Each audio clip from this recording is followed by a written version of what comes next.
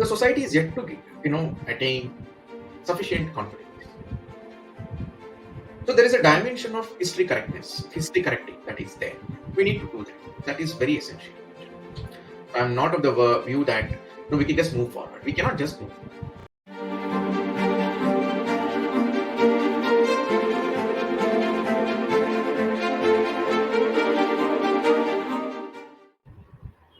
Hello and welcome to Questioning Mind. I'm your host Sagarika, and today it is my absolute pleasure to be joined by Shivakumar, who is a scholar and resident at Indica and has a wealth of information in Indic knowledge systems and Indic thought. And it's my absolute pleasure to welcome you here today, Shivakumar. Namaste and welcome. Thank you so much, Sagarika ji. All right. So we have discussed a few things offline, and you've written so much about the Indic society, Bharatiya society, how it used to be arranged, how it can be reimagined. And there's a few things I'd like to start with.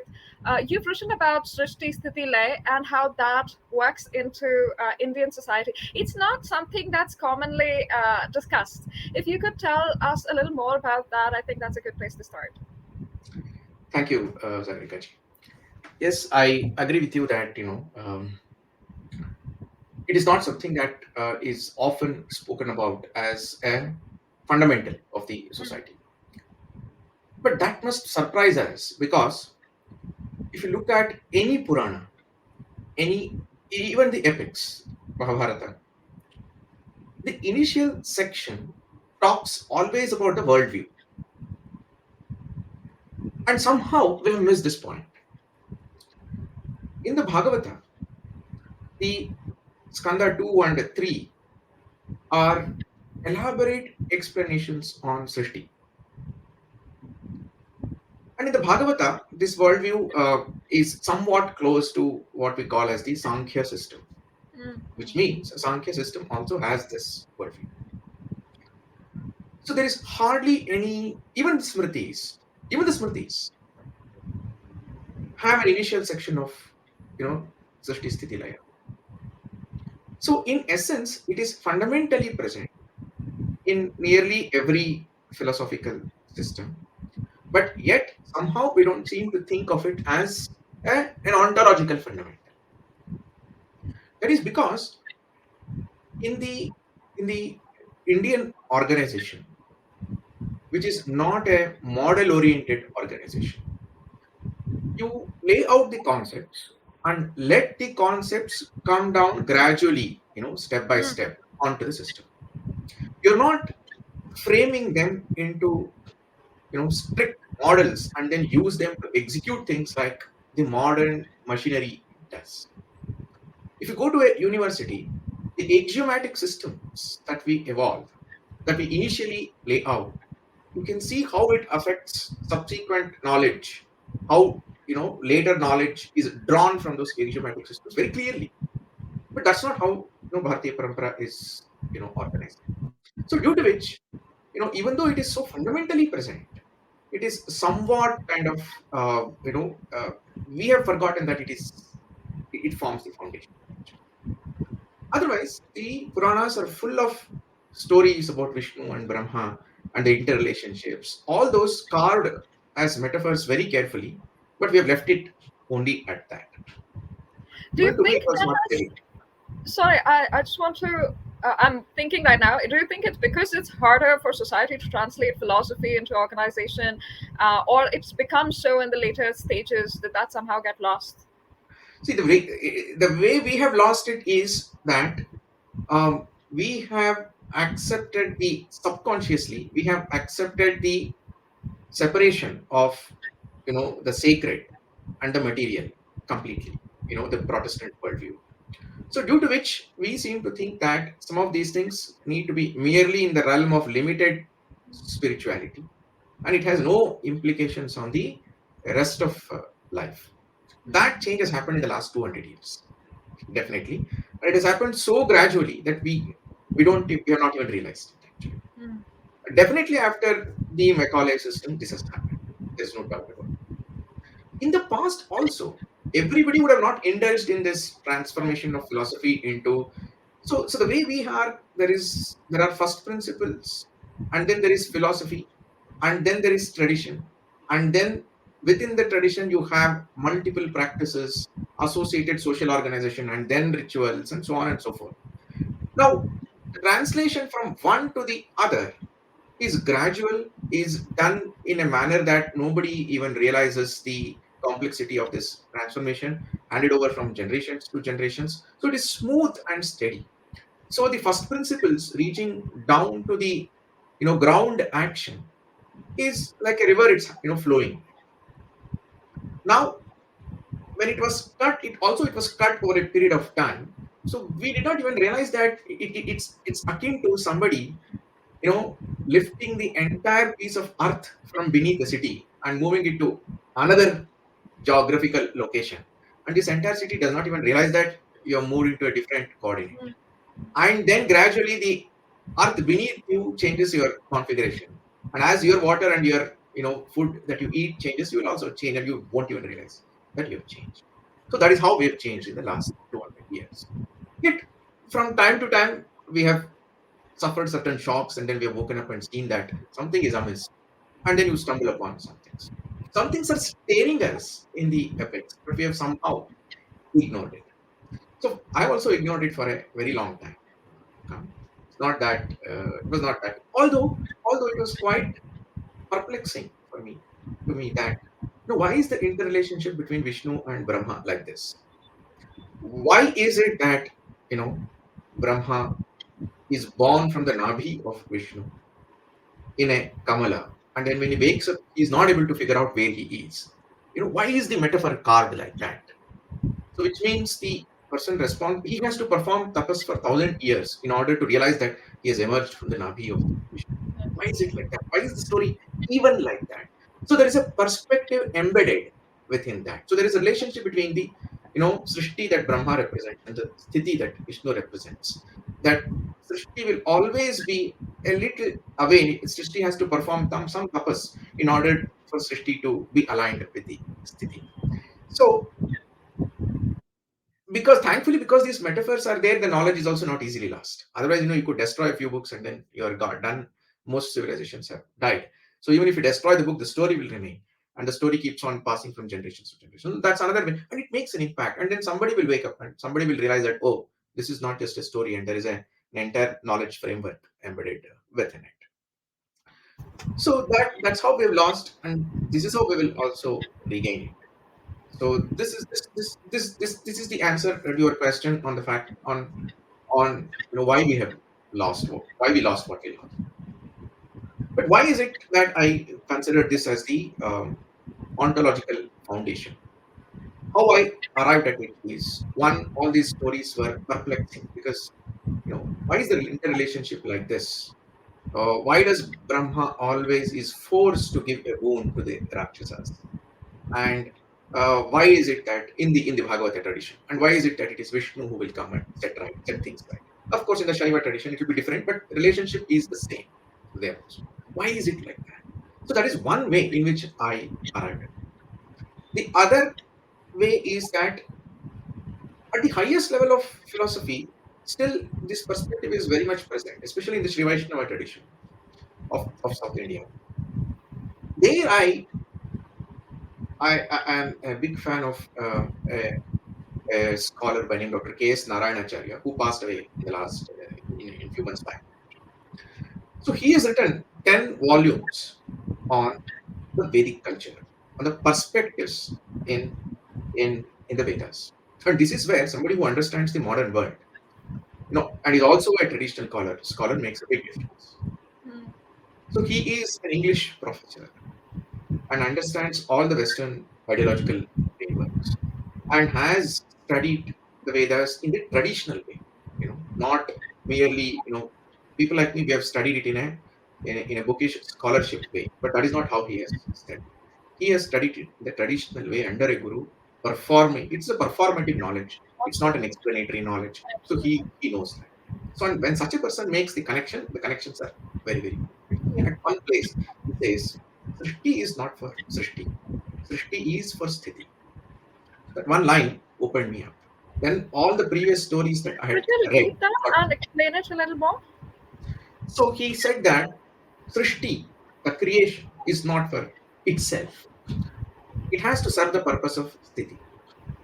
But it's not just this much. What is sthiti is where Bharatiya Parampara is very different. And that is where our misunderstanding has been very deep. The way we translate the word sthiti is that it is a state. Mm. Today, what is his sthiti, we say, uska sthiti, aisi sthiti kyun ban gayi? That is how, we say that.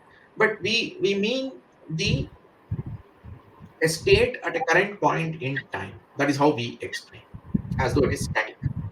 But that is not how it is defined in the philosophy. In the Right. Right. philosophy, it is defined as the most desirable state of the universe, where it is in equilibrium, it is stable, but it is dynamic, which means the movement and the stability are together.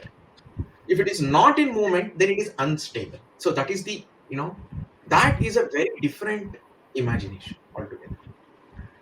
So the Srishti has to aid this dimension of sthiti, that it must create something. If it is not Mm. creating, then the world collapses. But Mm. it must keep the universe, move the universe from one point of balance to another point of balance. If it moves it into another point of imbalance, it collapses. Now, why this formulation is important is it creates the theory of change and theory of time very differently. The West's theory of change is that you have to keep on creating the novel, the new. The balance is an afterthought. Whereas here, the balance is an integral part of the creation. Otherwise, the creation becomes irresponsible. So this theory of change and the theory of time also, in the time comes because at some stage we say Srishti will go Ori and the whole thing has to be dissolved and everything has to be done afresh. So things will happen cyclically. We'll keep on performing Srishti, but at some stage it will come back. So these two dimensions that come from this unique relationship between Srishti and Sthiti, it is so powerful that it has multiple implications.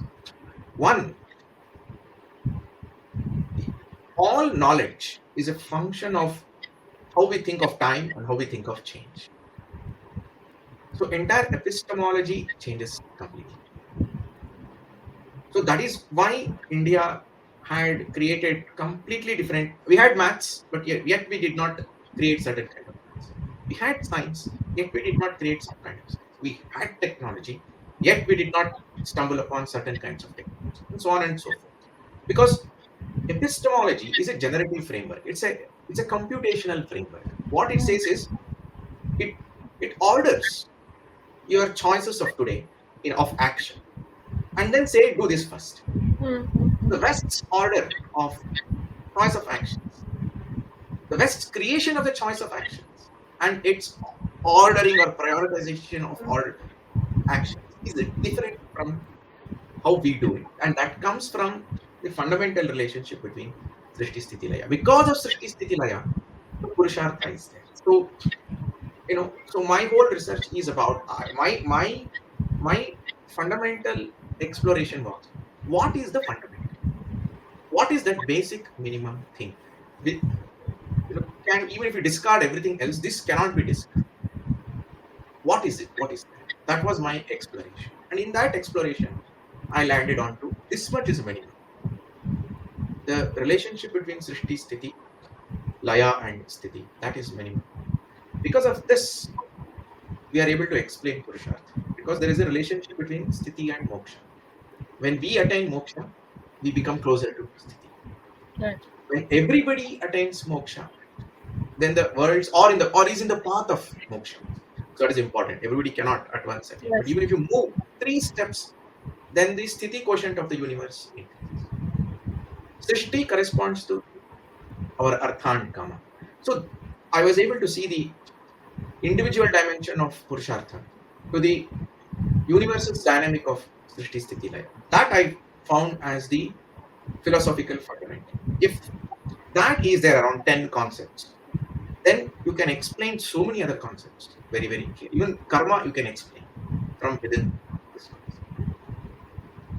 That was also very emancipatory because so many other things that are problematic are at a next level. And this is it. So this is how I landed in this. You also mentioned soundarya, which is again something Yeah. completely separate from modern thinking. So, if you could explain how that fits Yeah. in. Yeah. So what I once I was able to, formulate the basic set of concepts at a philosophical level. But fundamentally, we have to perform and act. It was still not a performative framework. It was still an explanatory framework. That means that we have to still live our lives. Mhm. If we have to still live our lives under the guidance of the Purushartha framework, how is it that a life of a human being, needs to be organized towards? Fine, I have to. Purushartha framework says that we must strive to move towards moksha. We must always be in the path of dharma. Our artha kama should be guided by dharma. This much it says. It also says that if you are not striving in the path of the sacred towards moksha, your dharma also slips away. So you cannot say, I will only have dharma, artha, kama. Without the moksha dimension, you will slip, it says. And it says that your artha, kama should be guided by dharma. But how do you do that is the question. So that is where the psychological dimensions of model of a human being comes into picture. Fundamentally, all human beings are we are configured to do two things. One, everybody has a proclivity towards some doing, some performances. We are, we are uh, it's a hard wiring. We come with it, including animals.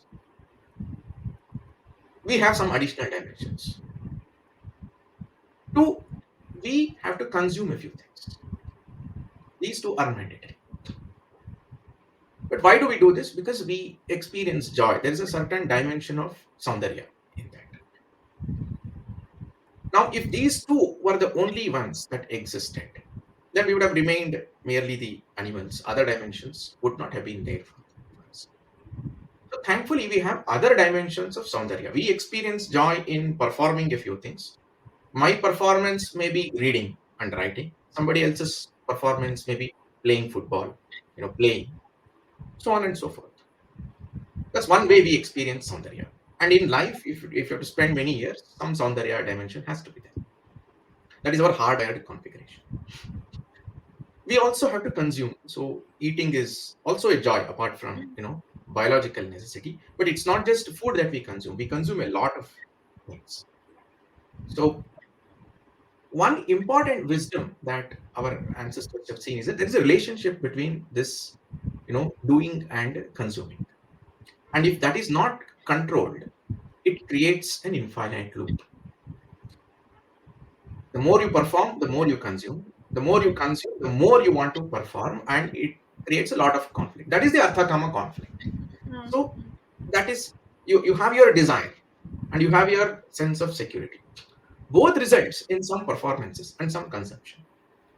And there is an infinite loop that can form over there, resulting in significant conflict in the Artha Kama. Thankfully, our ancestors realized that there are certain other dimensions that keep a control on this. And that elevates society and moves towards a good civilization. So the first dimension is the aesthetic dimension. The more your performances are guided by the aesthetic, it is under control. And it also controls the consumption. Two, even that is not enough. This is the most important in innovation of Bharatiya Parampara, that daily life becomes very beautiful if you create a set of rituals that temper your performances, that temper your consumption, and also align it with the sacred.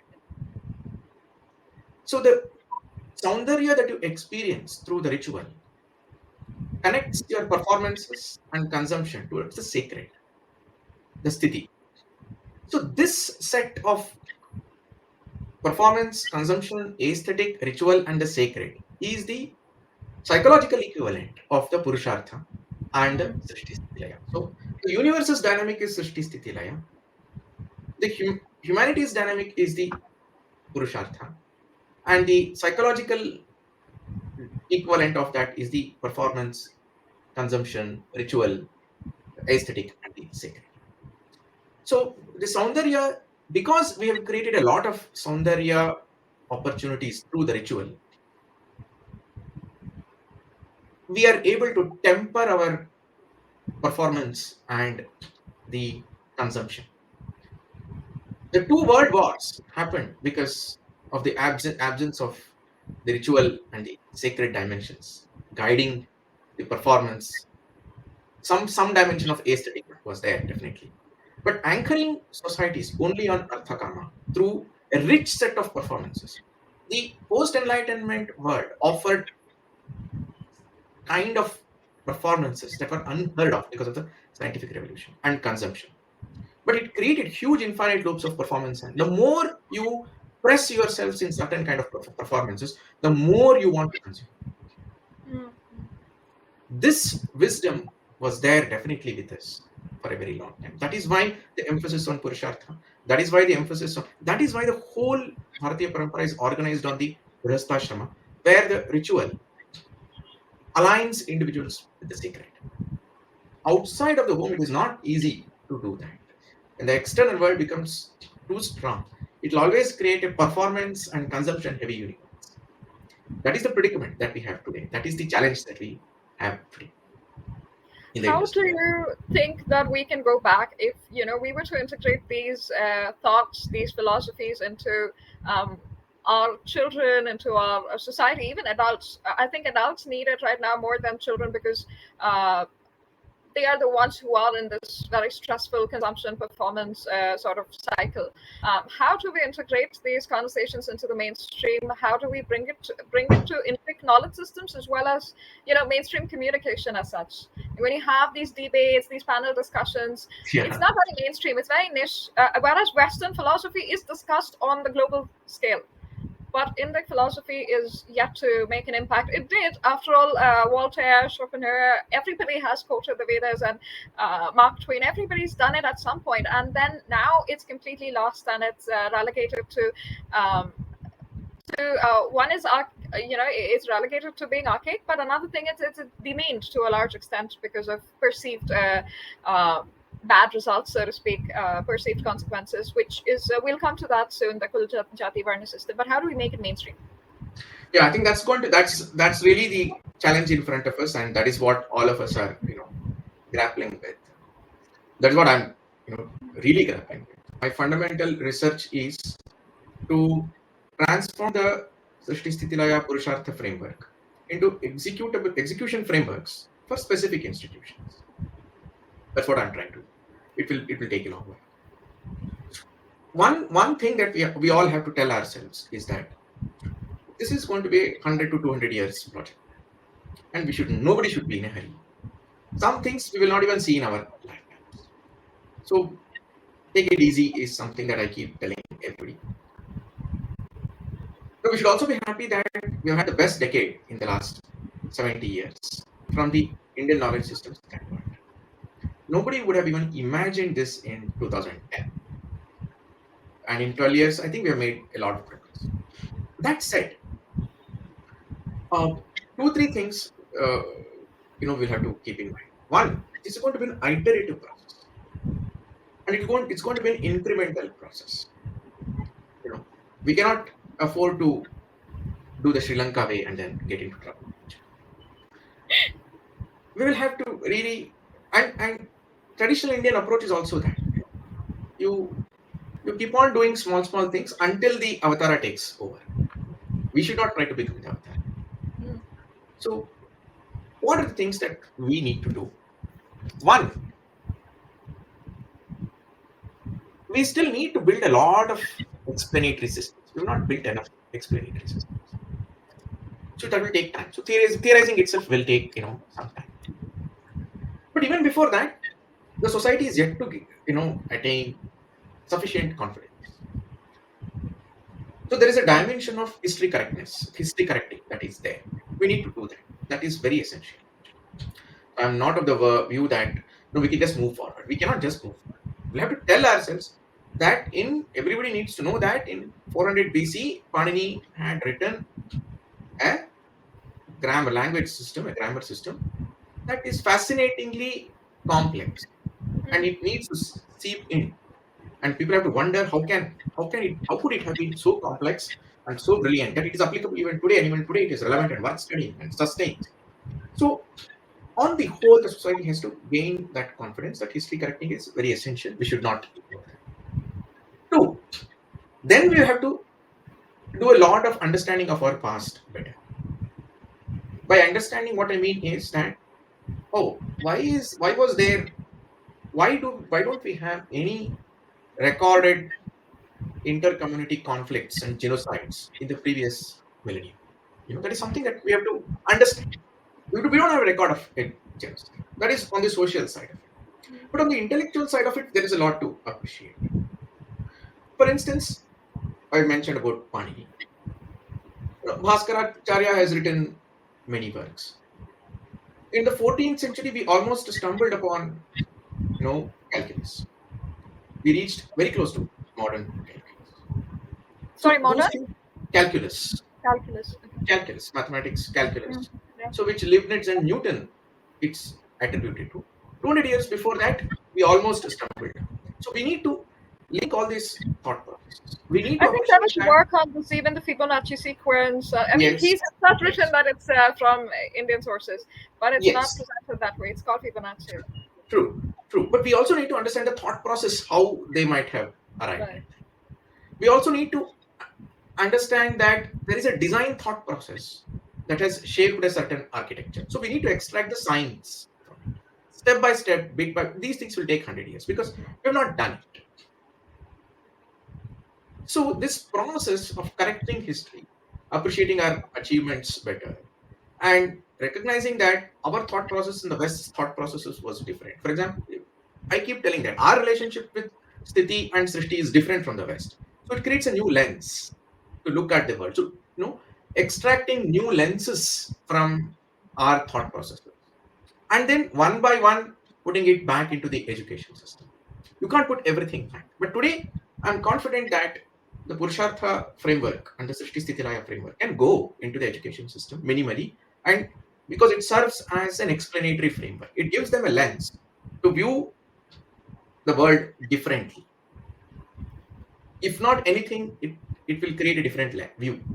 That itself is interesting, because anybody who is purely a knowledge lover will still like it, even if nothing comes out of it. The fact that it creates a different lens and a different narrative of the universe, that in itself is a big thing.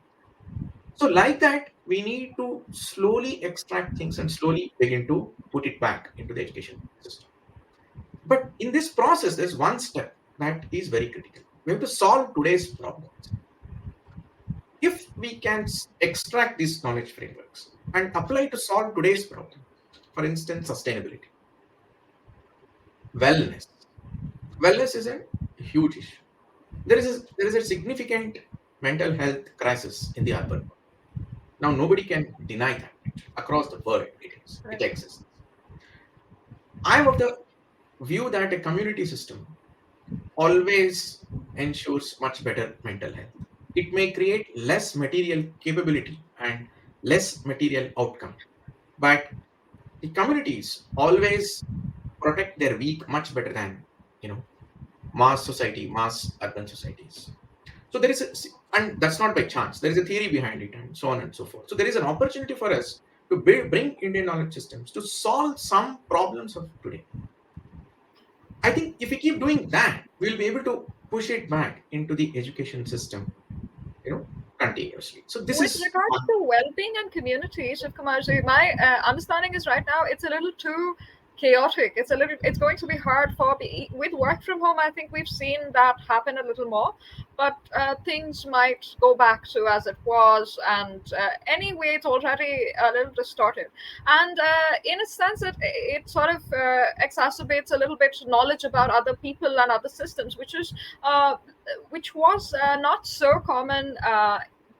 in the last at least the last 8 to 9 decades. But even before that, even during our colonization, it wasn't like the tirthayatras were happening the way they were supposed to, and that women had a lot of chances to go and also explore their knowledge or anything like that. So in more simple ways, the integration of yoga and yogic meditation, any sadhana, any kriya, into the school systems, I think that would be an easier way to sort of bring mental health to, and health in general, physical and mental health to. That's an easy step to take, right? If it's made It is an mandatory. easy step to take. Absolutely, it's an easy step to take because we have an advantage. I don't think any other civilization has invested in understanding human psychology as much as India has. The whole yogic frameworks are standing on very deep understanding of the sadhana systems are all aligned with certain fundamental human strengths and frailties. So that must be easy. But for that also, we are not ready yet because we are not ready in the sense that our theoretical uh, strength in understanding our own frameworks is not there yet. But and also transforming them into models that can be pushed into modern life is also not there yet. Potential is very high. So we need to identify 5 to 10 areas which are where we have our strengths traditionally, but which are waiting to be harvested into modern forms and then push them into that. Just for So example, in Japan, which is another Asian country, right? They do have Tai Chi is advocated through the radio, and it's not something that is looked down upon. Even the youngsters don't look down absolutely, upon it. They have those practices regularly, even across the most isolated islands that absolutely, connects them. So it's absolutely. pushed by the government. It's not It, something that's in many ways, the yoga protocol pushed by the government has made a big difference in the last 7 8 years. I mean, we have had former prime ministers who were themselves great yoga practitioners, but yet it did not become the country's narrative. That was unfortunate. But now, today, in the last 8 years, thanks to the current government's push, that has definitely become the norm, and it's made a difference, and that needs to happen at multiple levels. The thing that I'm referring to is behind the yogic system, there is a lot of you know solid theory. Until that solid theory also comes into the education system, other things will not transform. For instance, the entire the industries, the corporate world also operates on wellness frameworks. They do a lot of programs. There's significant money in that. There's an entire industry behind that itself. Now that is still not sufficiently influenced by our thought process and our frameworks. That's a low hanging fruit. But it will just remain a low hanging fruit if we do not know how to transform old knowledge into new forms of knowledge. So the sutras have to be transformed into models for the current world. So that those are the things that we will have to do. And every success will increase the chance of bringing something else, which is not very tangible, also into the education. So that is what we should be focusing on. I think 10 years, we have all, spent a lot of time in outrage and so on and so forth. I think the next 10 years must be to, indulge in framework creation and so on. Because the outrage has served its purpose and it is, of diminishing value in the future. So that is one thing. The second thing is that we also need to reconfigure institutions.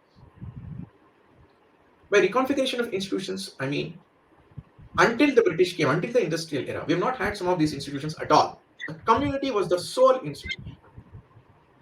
The community and the Rajya state. That's it. And most institutions were subservient to communities. All of them were within the community. But we now have a life where it's a mix of individual life, it's a mix of community life, and it's a mix of institutional life and then the public life. We have three, four different dimensions in which an individual keeps on moving and operating. Due to which, and the community has weakened, loosened. We may not be happy with it, but that is past. It's over, and we now have this new setup, and this setup is going to be there for a really very long time. we cannot think of this setup as, you know, an exception. 500 years can't be an exception. I mean, it's going to be, there Right. forever. Half a millennium is a big deal. So we have to reconfigure ourselves for for the next 500 years. And in the next 500 years, individual will reign supreme, and community will be a subservient reality, and other institutions, public institutions, will be a primary reality. So what the function of a community in the past needs to be redistributed across, these entities, modern entities, which means a community anchored purushartha. Now the modern institutions will need to anchor purushartha, and we are not ready yet, to demand a purushartha narrative of a modern institution. That's going to be a challenge. And if you begin investing in that today, in 25 years, it may, find some fruition. So why, on the one hand, you keep pushing, into the education system, solve today's problems, extract frameworks from our knowledge, our systems, solve today's problems, push into education system, do it in iteration. That will not sustain if we have institutions antagonistic to, Right. Right. this narrative. Right. So both has to happen, hand in hand. In fact, the institutional, if you invest more in institutions, reconfigure them with Indian perspective of change and time, and demand a Purushartha narrative from the modern institutions, then it will slowly contribute to this process of Indian knowledge systems, getting into the education system, because it's a dynamic process. It's not a one-time process. You have to keep on creating new knowledge and solve today's problems, even for old knowledge of Indian education, Indian knowledge systems to get into the education system. I think these two things will have to run in parallel for us to be able to succeed in this. So, with Purushartha systems now, that it's very different to find somebody who is on the more traditional side to be so accepting of the fact that society has changed. What I see in a lot of conversations about Indic knowledge systems is that people want to push it to an ahistoric utopian past, which is not true. Like, we can imagine that it was in a certain way, but we know that less than 50% of the people were consciously following all of these systems and had this knowledge anyway. So society was not as utopian as is imagined, and the acceptance of the change is certainly not there in these conversations. So it's very good to see that. But so that, because that makes it easier for us to progress in a way rather than attempt to regress into something else. So uh, as you mentioned, community being the sort of push towards better well-being, towards individual well-being as well. So the kula-jaati-varna system, the different sampradayas, these were attempted to be, that's what was helping each individual find their place in society, so to speak. The imposition of a British class system with a Portuguese name casta onto these systems has distorted knowledge about these systems, because the hierarchical form of the British class system, which is much more feudal than the kula-jaati-varna system used to be. In fact, it should be compared to other Asian class systems which existed, wherein discrimination was completely very, very low, or almost non-existent. Everybody knew their place, which is different from being discriminated against. They knew that temple workers had to have a lot of engineering knowledge. They had to have a lot of knowledge of who can do this work better. They had to have chemical knowledge about mixing certain formulations in order to achieve certain results, artistry, etc. And they belonged to the apparently the lowest varna, right, the Shudra systems, but Absolutely. they No made a doubt. lot of money. They had a high place in society as such, and they were valued as artisans. So this sort of imposition of the British caste system onto our Kulchati Varna systems has distorted the knowledge about this. So how do you tie the Kulchati Varna system to today's world? Because a lot of people say that it's not relevant anymore. Do you think that it's not got its case? I think this is an important conversation, and this is one thing that is haunting all of us. And we need to understand this and come to terms with it, and then move forward. First thing is that the Kula-Jati Varna organization, its purpose was an efficient pursuit of Purushartha for everybody.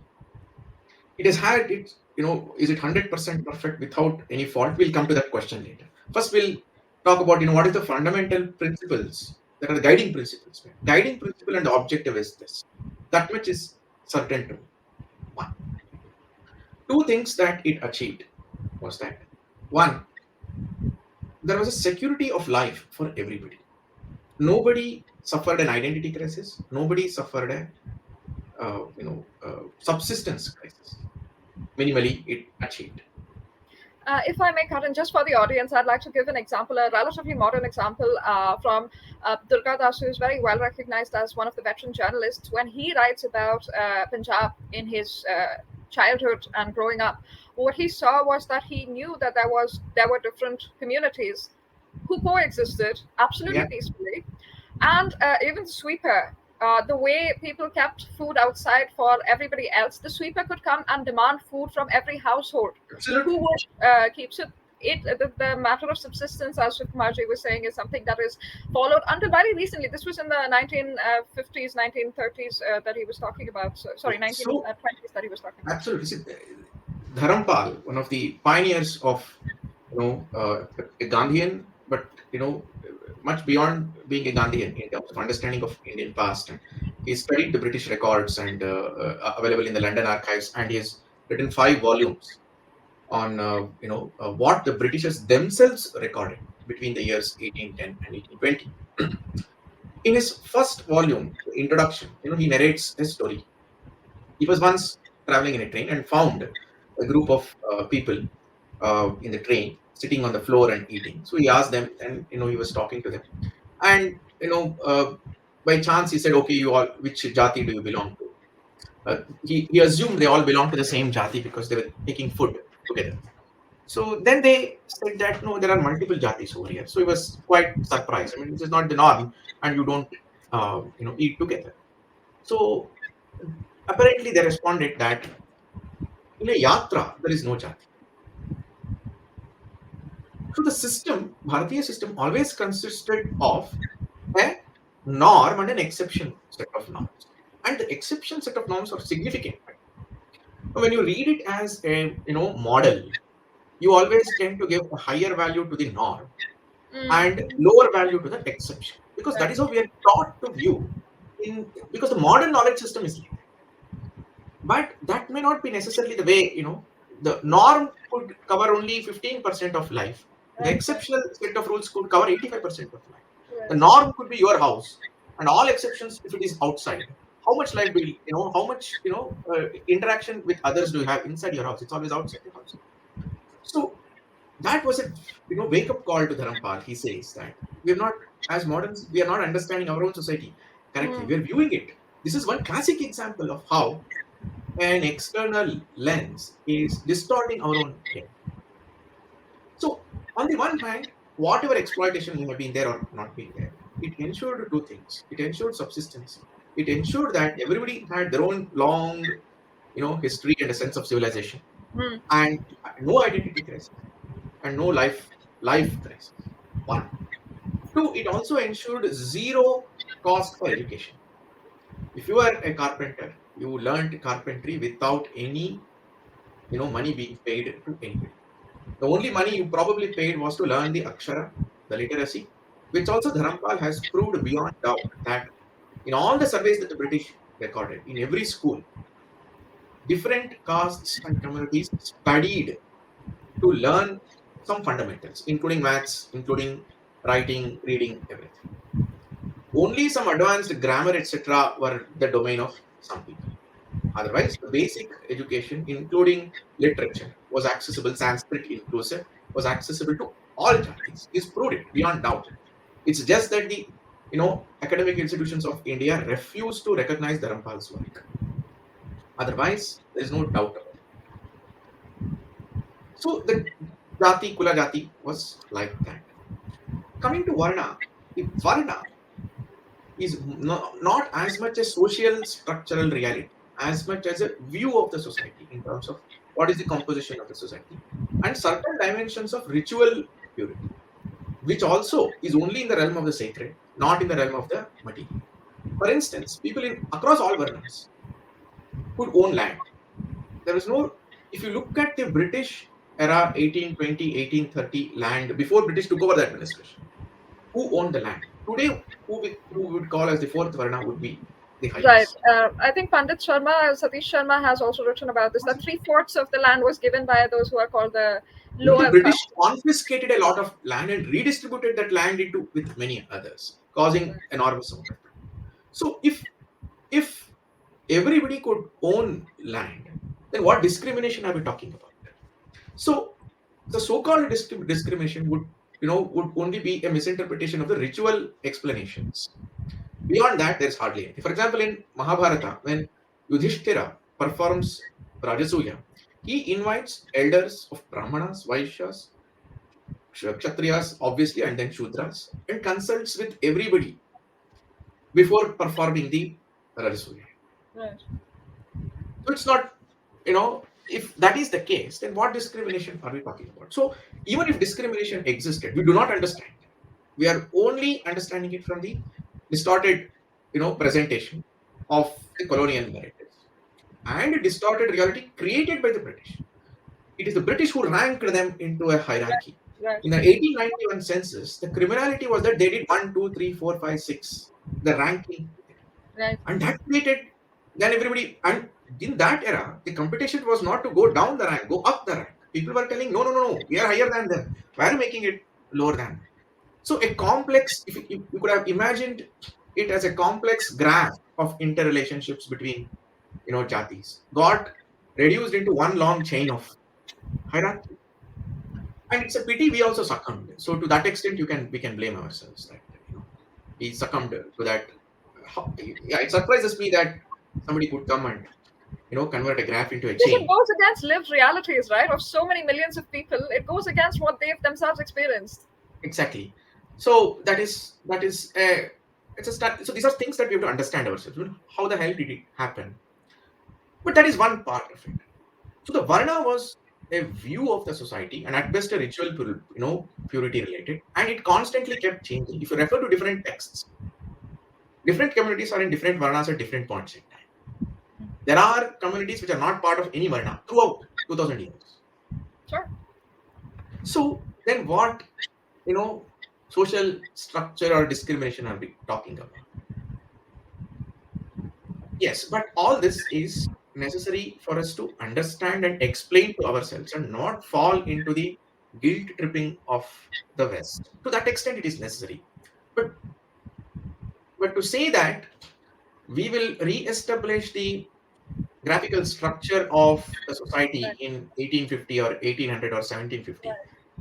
it's impossible because the way if we appreciate that the reality of 1600 was not the reality of 1750 and the reality of 1000 AD was different and constantly new jatis were getting formed, you know so if we appreciate the overall dynamic, it's very clear that you cannot just reconfigure the society like that.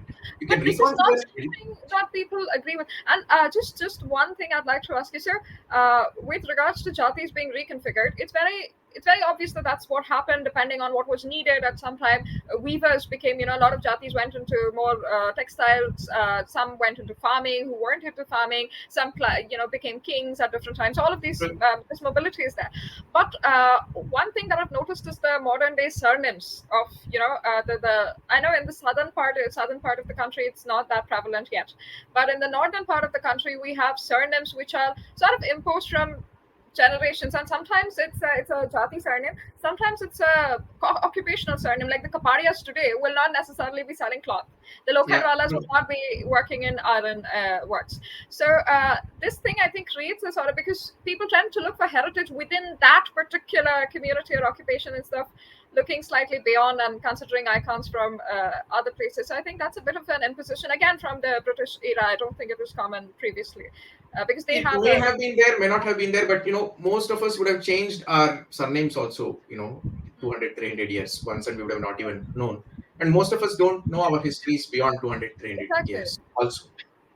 So, you know, an interesting thing is that, it will be a mix of resistance and realization, and that is how that change will happen.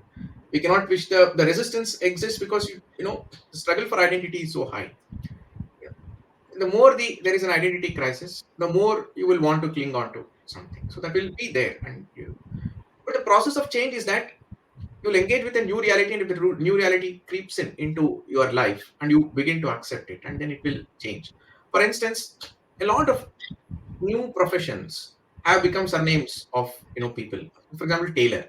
There are there are Hindu tailors. There are people with that There are surname, doctors, engineers. and all that also is there. So that will happen.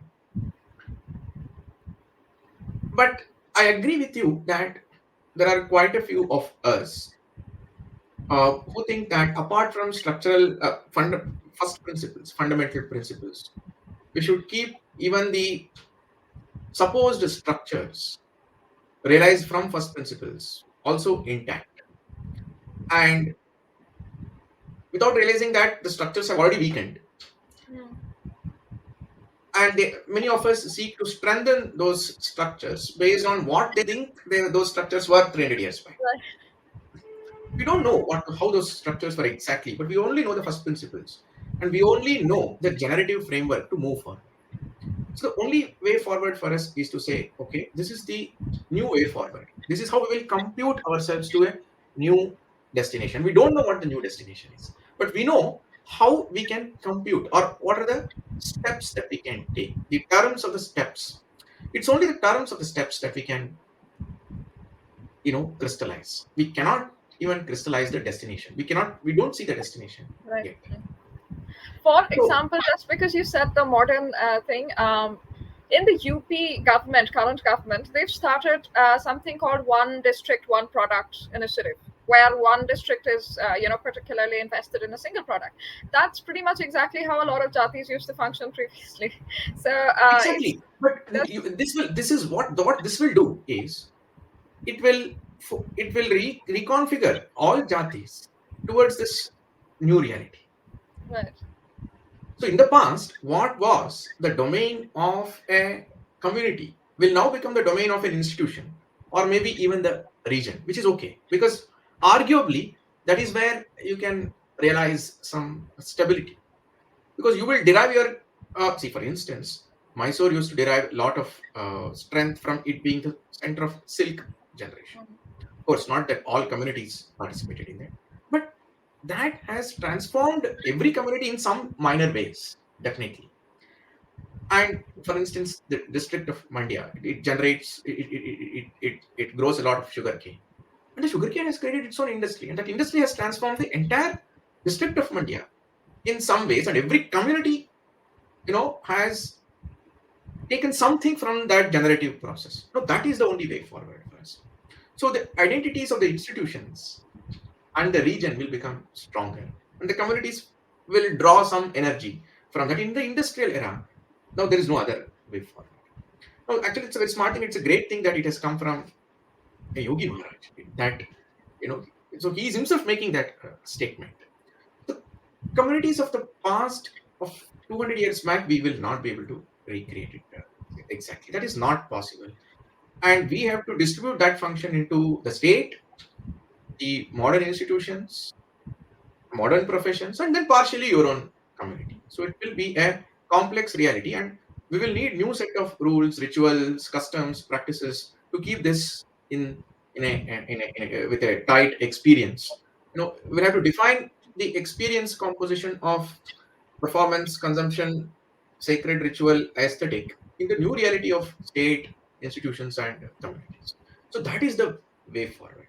So I don't think the textbook bringing back of KJV is happening. How much ever people wish it, it's not going to be possible.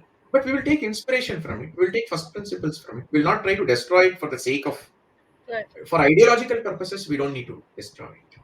you know. So I think one weakness in the country today is insufficient first principles thinking. So we need to bring that back, and we need to bring that confidence that even if everything goes away, we know how to recreate it. That confidence is necessary, and without which we will not be able to rebuild what we want to rebuild. We cannot even hold on to what is currently thriving if we do not take a first principles based generative approach. So one thing is, one audience is, the modern audiences who are completely indoctrinated into a Protestant worldview. it's very easy to become like that. It's been a Yeah, journey to true, come back to Indian normalcy, even for myself, because we go from educational institute to another true, one and to another one, and the entire system, the framework is the same. The other true, audience is the more traditional audiences uh, who feel like who find themselves to be victims of this onslaught of Protestantism and their thinking, that the lens of modern day thinking, which is rather irrelevant to Indian society, and as such, they find themselves a little bit of a victim to this thinking and true, want to take back control. true. But they do so in a more restrictive fashion, where, say, knowledge is restricted, with adhikara being not given only by a guru, but also by, I don't know, a little more random systems. It's a more chaotic. Everybody gets a say in, who has the right to certain knowledge, and whether it's birth based, whether it's, whether it can be expanded, whether there are spaces that can be opened up, things like that. That those are conversations which kind of make things exclusive. And like you said, this is a very rare thought, where somebody who has knowledge of these systems actually says that we can come up with new traditions, because that's something that has happened throughout. Those who want to Absolutely. preserve traditions, even when I look at Bal Gangadhara's works, it talks about traditio, and the preservation of such is something that he foresees has carried pagan religions to that's what makes up the base of pagan religion. I have a disagreement here, because living in India, we've seen a variety of traditions being changed. With every marriage, it changes. Every family has a slightly different way of doing things. The basics can remain the same, but a lot of things change, and then when you pick and choose from different families, we have a more organic way of changing things. So why are we afraid of that when it comes to a larger picture, that things will change? Even if the jati changes, then they come up with their own. And if we build on tradition, then what it does is ensures that the balkanization is easier. When it comes to, say, somebody saying Dravidistan, and then they have their own rituals. They definitely have a very Hindu basis for their rituals, but the rituals are very separate from the philosophy, from the sacredness, from the spirituality, and it just goes on its own way. So in that sense, I think that tradition as such is not the basis for things, and restriction is not necessarily the way forward. Restriction of knowledge, would you think that it's an appreciable thing today, or is it necessary, or it should be open up a little more, with, of course, discernment from the gurus who are doing it? But do you think that birth-based knowledge systems are absolutely necessary today? Yeah, this is another question haunting us, and it requires a resolution. I think your question, it was quite a loaded question, and many things are there, so we need to unpack it slowly, one by one. But one underlying thing that all of us need to keep in mind is that we are a network of jatis, or at least we were a network of jatis. So, what do we mean by a network? By network, we mean there are nodes, and then there are edges, or the interfaces.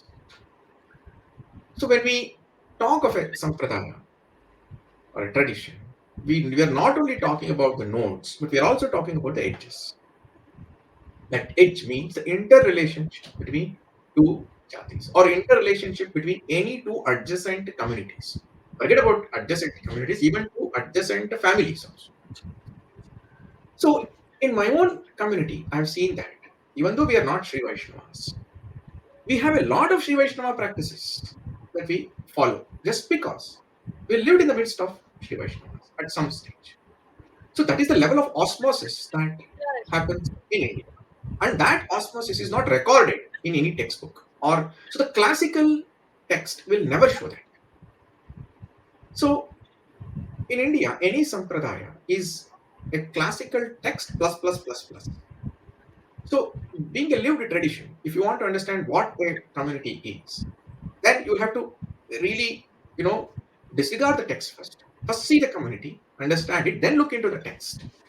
That is how we will need to do that. Because a text is only a consultative book. It's a first principles book. It's not a model. It's not an explanatory work that is, prescribing how somebody should. Because the wisdom was always lying with the community to take the text. People with wisdom, with so-called adhikar, they knew how to transform it. And we trusted some people Mm. who were balanced, and then who could transform that into an actual practice. The actual practice would be like 60% undocumented, and so on and so forth. And every time there was a crisis, they had the ability to go back to the text and recreate that, and so on. So, unless we appreciate that, The edges are as important as the nodes. That is, the relationship between two adjacent entities are as important as the entities themselves. I mean, there is no Indian tradition that we are talking about. So, if we appreciate this much, then we will appreciate that with every new dynamic, this edge will change. If a set of families move from the village to Bombay and live within another set of communities, then they acquire new set of characteristics. It's like blood flowing through the veins of those, edges. It's always alive. Hence, there is no going back to, you know, any 300 years back, old stuff. First of all, we will never be able to, exactly recreate that. And even if we manage to, somehow unearth it, we will not be able to go back. And this is common knowledge in people with traditional. In the tradition, they know it. That's not how it works. Even the religious institutions, they know that their configuration of today is different from the configuration 400 years back. Even they will not claim that we're exactly the same as 400 years. So, first of all, there is no going back, which means that we reconstitute ourselves based on our existing edges and nodes, and our existing and the dynamic. There are three dimensions: the node, the edges, and the dynamic. And by the dynamic, I mean, what will we do in the morning, what will we do in the afternoon, what will we do in the evening, where are we going, with whom are we interacting, and then coming back. All that will need to be taken into consideration before reorganizing our lives. And if we are spending life in modern institutions and in the state and the road and blah blah blah, and in industrial era, all aspects of that have to be part of our Purushartha framework. You cannot design a Purushartha framework saying for my home, within my home, whatever I do, only that forms my Purushartha framework, and that is my Sampradaya. No, that is not possible. That is an incorrect understanding of the Bharatiya Parampara. In the Bharatiya Parampara, the Purushartha design has to encompass entire life of performance of an individual and the family and so on and so forth. Every performance, if I'm lifting an instrument at work, then that has to be part of my Purushartha framework. That cannot be outside of my Purushartha framework. And we cannot say I will preserve this dimension of our Purushartha framework and ignore that. That's not possible. Then you're not defining it. Because we were 95% community oriented, we could have one definition and sustain that. Because we are no more living in one spaces, we are living in five spaces every single day. And those five spaces seem to be assorted or different with little space. It is a greater challenge for us to redesign this Purushartha. So, I have a different thought in this. I think it's more difficult because, again, one is the first principles, and secondly, a lack of spiritual experience. Even also possible.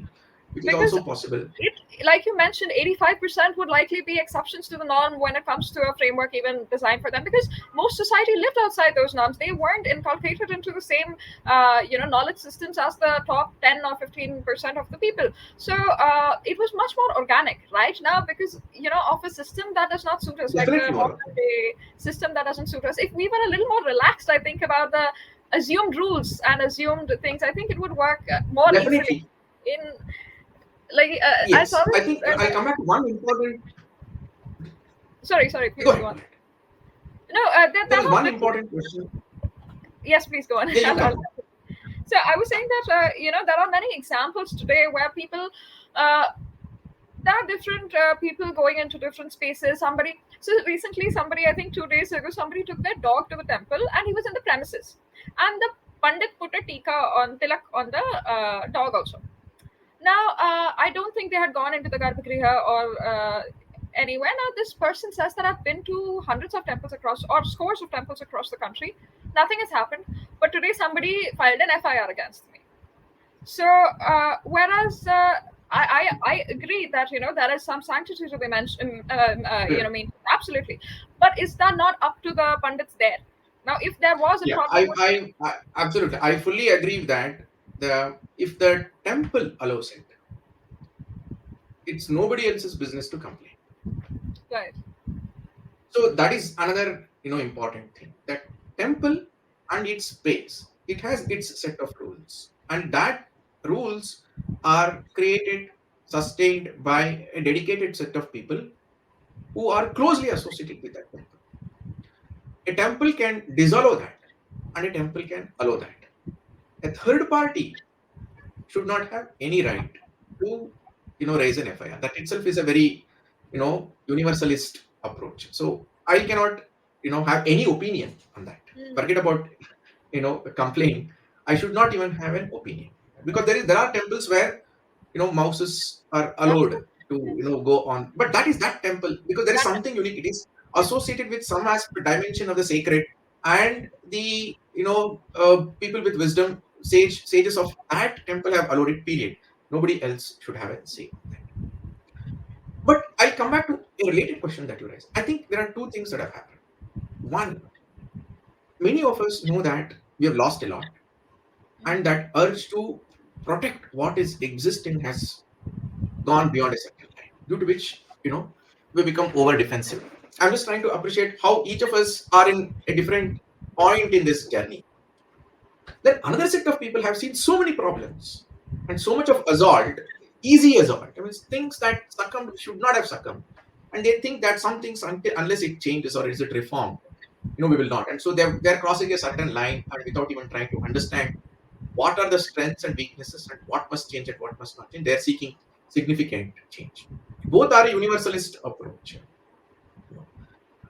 Especially the latter is a universalist approach, and the former is a it's like a tortoise wanting to withdraw its legs into the shell. But you have to appreciate that you can protect yourselves from an animal stamping on you, but you cannot protect yourselves from fire if you have withdrawn your legs. Fire will still burn you. So you'll have to come out and face it, move to a new place, reconfigure your places, make it impossible for fire to step in, so on and so forth. So, but I think I would say that for 50, 60 years, there was no opportunity to express also. In the 90s, nobody had the confidence to put forth the narrative of dharma. Everybody, people who disagreed that dharma was, religion, they could not come out and act, tell it straight, except in some regions of the country. They could not go into a modern institution and say dharma is not religion. But today you can. In 25 years, things have changed. Moksha was not a public conversation term 30 years back. Today we can But it confidently was talk within communities. It was, I think, only in within, the. not in the public space. I'm talking about the public institutions, the state institutions, and so on and so forth. Today we have raised the appreciation for these terms.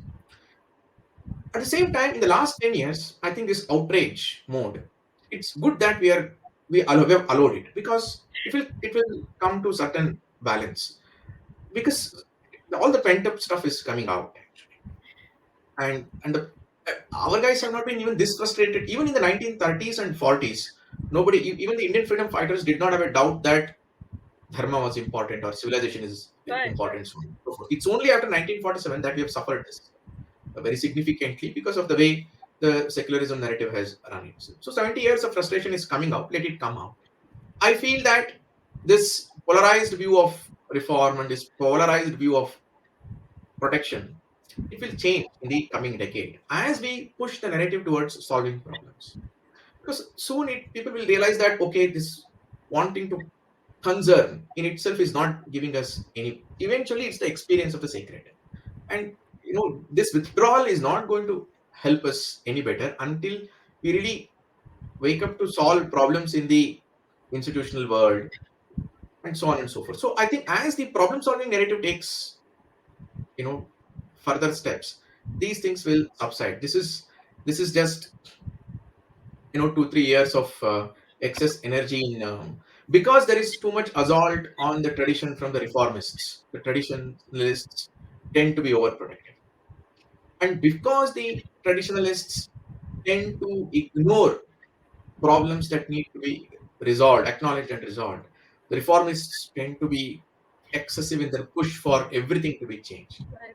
Now this conflict is going to play itself out, and some people will realize that, good, but now there needs to be a step towards each other.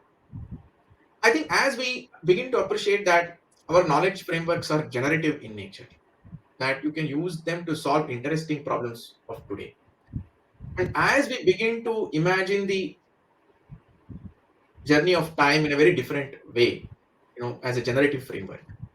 I think this will. I'm trying to be, optimistic excessively. I'm myself concerned about the fact that this conflict is playing itself for too long between the reformists and traditionalists. But I'm sure some people will come and create the middle ground. Both sides have to acknowledge one thing in each other, that the reformists seek to change without sufficient understanding of, you know, What they're what trying is to the do. problem and what must be changed. And the traditionalists refuse to Acknowledge problems. acknowledge problems that need to be acknowledged and solved. And what problems the reformists seek to, solve, some of them are at least genuine. Over a period of time, this appreciation will come and somebody will need to bridge that gap. There's a quote that is attributed to Confucius: the green reed which bends in the wind is stronger than the mighty oak which breaks in a storm. I think that's been the essence of Indian society for a really long time, which is why we've survived. Instead of preserving a very narrow set of traditions and rituals, we've gone on to preserve frameworks and knowledge systems and ways of being, and incorporated all the changes have been rather dynamic.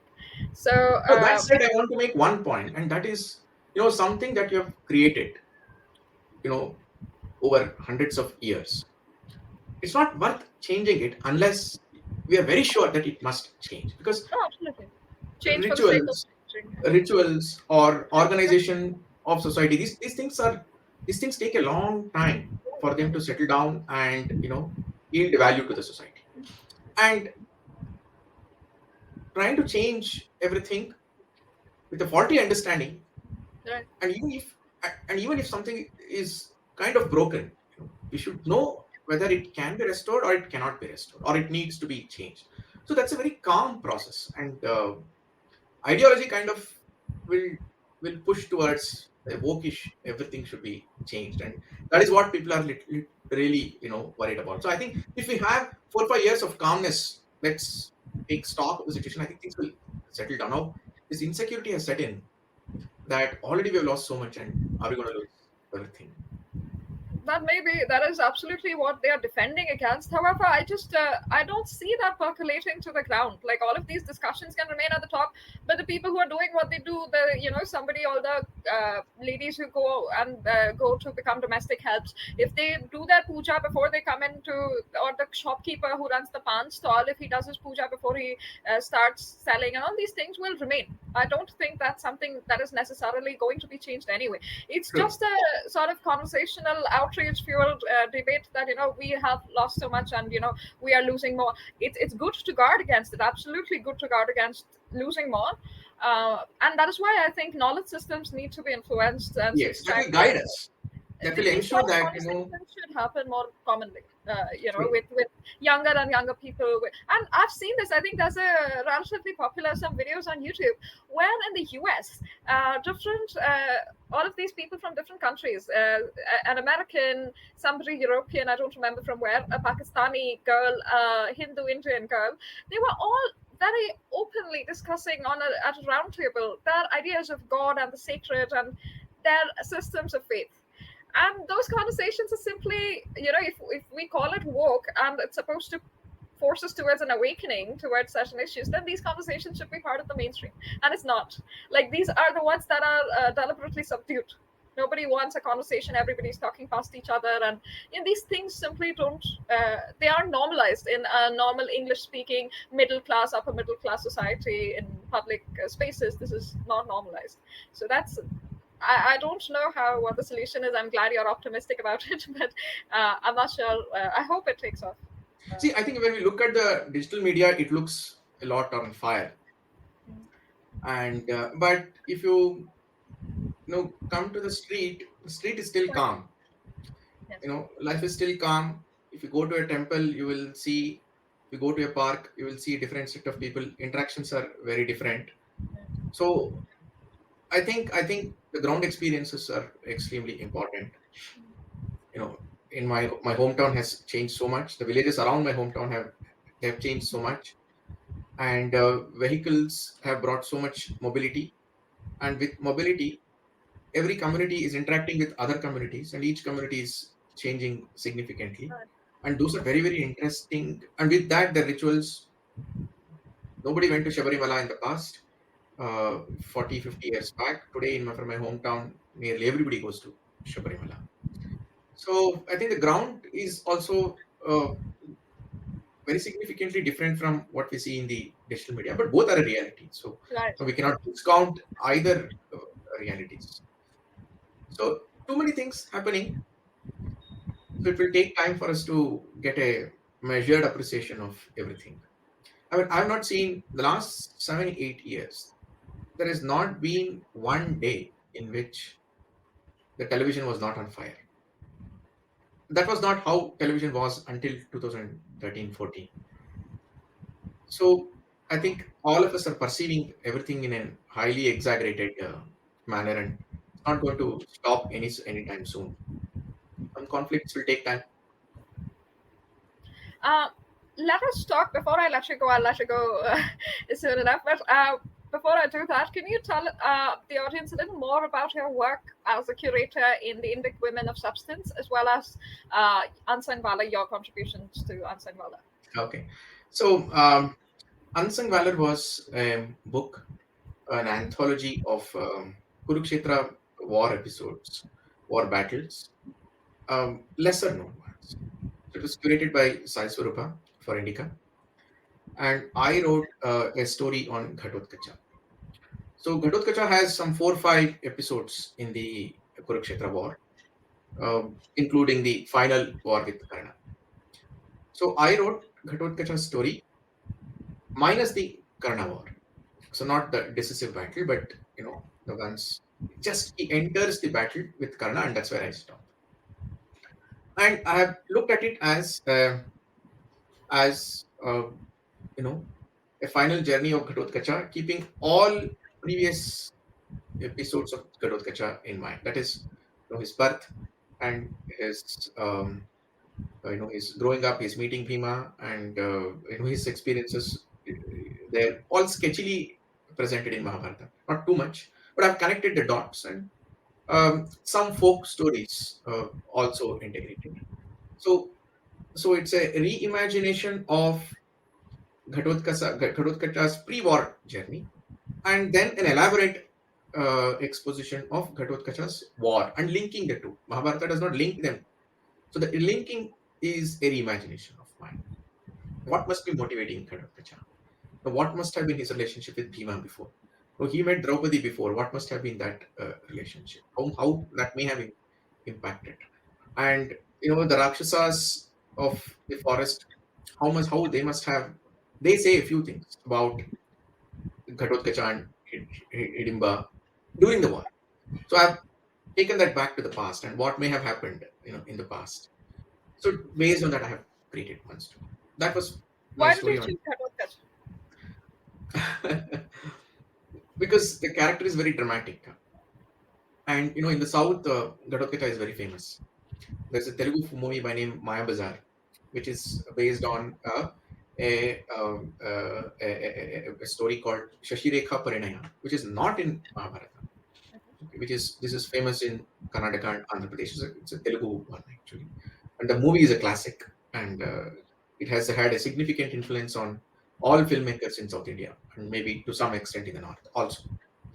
So those imaginations were readily available, and the comic on Ghatotkacha, the Amara Chitrakatha comic, was one of the first few that I read. It made such a deep impact. I mean, the sacrifice of Ghatotkacha comes so strongly. I mean, he knew what he was walking into, much more than Abhimanyu.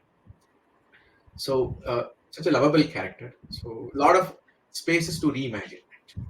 So that's why I wrote. Also, I did not have time to study other characters when I was writing that story. So I thought the one that I know very well, let me, write it across. So that is how I wrote about Ghatotkacha. In the Indic Women of Substance, I'm myself the curator. Hmm. So we are writing a book on 10 different Veda, Upanishad, Mahabharata, Ramayana characters, each story written by a different author. And it's almost reached its final status before we send it for publication. So that is there is a story on Madhavi, Gargi, and so on and so forth.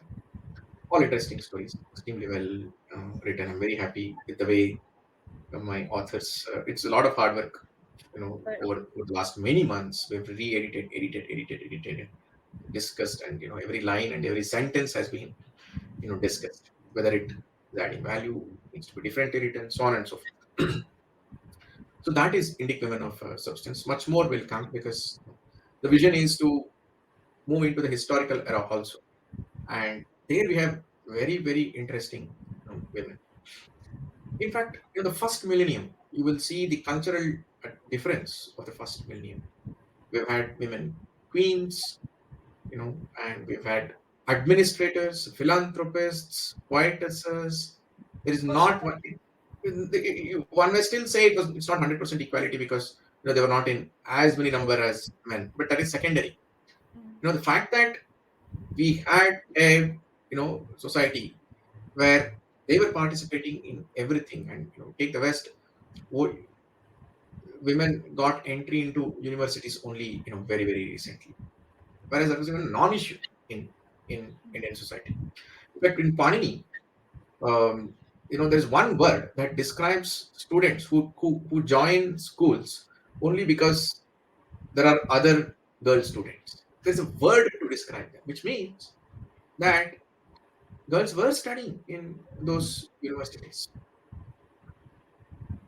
If you read Kalidasa's plays, you women move across Right, right. cities to cities independently. So we've not been able to recreate our civilization through these anecdotal evidences, which are historical. You can say that it is Kalidasa's imagination, but not a ground reality. But where is the imagination coming from? Right. At least as an ideal, it exists. So there is a so these narratives have to come up, especially in the south, in the Chalukya Rashtrakuta era. The participation of women in public life is phenomenal between 6th century to 10th century. So we need to But bring don't you all think this it's like together. so important to get these into school textbooks? Because what women grow up reading about are generally just Jawahar Sati, women not allowed, Savitri Bai Phule. That's literally all. Only after completing 2-3 degrees did I learn about Rani Didda and Chennamma and Abakka and even I To mean. an extent, it's a digression from what we are talking about, but I would say that the state syllabuses of India have been far more balanced. Right. So when I was studying, all these narratives were there in the school. Okay. I was in I mean, CBSE. the NCRT narrative is what kind of pushes this down. It's stunning, actually. And see, Amara Chitrakatha has Rani Durgavati. Ah. It has Prabhavati Gupta, who is a queen in the Gupta era, in the Vakataka era. But that is not there in We the. learned that the first queen was Razia Sultan. First and only queen was Razia Sultan. Whereas that's not close to being true. It was such a small sultanate that she was Absolutely. governing for So such a that short is the time. reason why this is my outrage. This Right. No, is my same. personal That's outrage exactly why against I got interested in Indic history. And the first reason is because history has been my favorite subject, and I learned about it so late that even though I read all the books before term started, they were all lying to me. So it was quite so disappointing to learn that I was in lied to. Mahabharata, at many places, sages take a position that the woman can rule. Right. In Ramayana That's also they take that position. there are so many And temples in Satyavati India. rules. Right. Yes, yes, of course she does. She's the one who tells. She's the one who makes all the rules anyway for the All the decisions are the made by entire Satyavati. decisions are made by Satyavati. Yes. So that some of these are, for The instance, conditions are set by Ganga as well. Even before Satyavati, she yeah, is at also least that you can say are exploitative social conditions. conditions. But Satyavati is a positive administrative Administrative. decision-making authority. Right. You know, Right. and in the tradition, it is Chitrangada's role. They're all so clear. I mean, if somebody is exposed to it, there can be no doubts about it. Right. Due to which, we want to run this as a an important narrative. It's a narrative correction thing. It's not that these things are not there. In 1953, the Ramakrishna Ashram has brought a book called The Great Women of India. Many of these things are there, 1953. But the problem is that post 1970, our university education has completely and and Bollywood has contributed to it. For example, I was stunned to see the narrative of Sati Savitri in the Hindi movies, whereas in the tradition, Savitri Right. is extremely bold and Strong. courageous. I'm So independent, yes, learned, knowledgeable. right. All men are defeated by her. So Right. nobody thinks of themselves as equal to Savitri, and so on and so forth. So somebody who is a metaphor of all strength Right. and excellence should be depicted as submissive and without power in Hindi cinema. I mean, Hindi cinema should be ashamed of itself to to have created that kind of an We've idea. done this a lot. Like, there's an overrepresentation and underrepresentation. I was saying it's not just Bollywood now because people are more aware of this.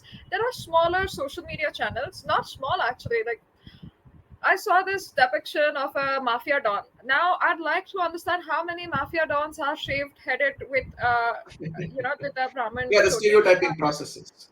But I'd like to know what is the representation of a typical temple going Brahmin that is a mafia don and does drugs and cocaine. If that is not Not true, then the over representation, as even as a joke, is absolutely. deliberately That this is something that I saw very strongly as a difference between the Kannada cinema or the Telugu cinema and the Hindi cinema. In the South, that kind of misrepresentation has never been there, and even today it doesn't exist. this is being passed around with a youth that is completely unaware of the bigger Unaware of it. context of what it feeds into. That it feeds Yeah. into Brahmin Yes. hatred or it feeds into caste systems is something that these people, and it's okay for them to discriminate against this caste apparently. So Yeah. So this is that the sort of irony. This is the system is something contradiction. we don't. That yeah. So this is one thing that I'm very close to my heart. So that is something that I'm doing, and of course, as Is that a policy push? Colin, Like, is there a means to push this into policy at any level you mean to say into the education system? into the education system? Yes. I think that I've heard that these corrections are going to happen in the system. I It's think too piecemeal. especially Like with one can't just remove Tipu Sultan, and it has to be from a overarching framework, right? It has to include an historic perspective of, say, Prabhavati Gupta, like you mentioned, Gautami Putra Satkani. Then Gautami has to be mentioned. All of these are historical characters. These are not mythological characters. no, it is So happening. It's happening. I think what has happened is in the country there are too many things burning in since last 7 8 years. So when you have so much pressure, some things will take backseat. But I think now I'm pretty confident that something interesting is happening in this space, and will definitely. Some things are low hanging fruit. I think getting the narrative back on women achievers, prominent women characters of Bharatavarsha in the last 3,000 years. I think it's a low hanging fruit because nobody can even deny it. Nobody can deny that Nayaki Devi defeated, Ghori and so on and so forth. Historical material evidence is there, and that will happen. how can Definitely this happen. not be included? Imagine we see Nader Shah, Ghazni, Gauri, and we don't see Nike Devi and Suhail Dev and any of these people. Bollywood has a movie on Shah Jahan. That is itself a I mean, we understand that that is due to the money input there, but this is a mass educational movement where we are indoctrinated into incorrect history. It's yeah. This is almost this is a equivalent to purge. Pakistani history, where it's completely out of any reality, and it's Yeah, been accepted by historians, our apparent historians, who say that it was done to create a sort of narrative. They've accepted it in the public space. absolutely. These are people who have chronological issues with comparing Yudhishthira's renunciation to Ashoka, saying that he drew inspiration from Ashoka's renunciation. I don't know how that No, but makes even sense. that they could have Romila Thapar could have gotten away with that. But thankfully, there are some evidences, material evidences to pre-Buddha era, where there is a very clear time relationship establishing in the tech. That's a very textual manipulation. She's doing it very smartly, because if there is no pre-Ashokan era evidence to reference Bhagavad Gita or something like that, then she can get away with that in academics. But thankfully, in the Paninian references, there are references to Bhagavad Gita and so on. So she cannot say that But we knew it's all only of the this before she started saying these things. We already had this knowledge. The textual references existed. So it's literally just what they've done is no. indoctrination If people we like don't know, if we yeah, don't know, and if don't we know that's the don't thing. protest, she will get away with it. Right. It's just that. Her audience So is that is the international level of as well. manipulation going on. Right. And even with the women achievers, right? Even in this day and age where everything has been distorted, if we go to the temples, like I don't remember, I've been to several of them across Karnataka, but even there, if we go even the Jain temples, even in Shravana Belagula, there are the queens who've ordered these temples built, and they are the ones who've been responsible for particular, Especially the Jain establishment. queens of Karnataka. Right.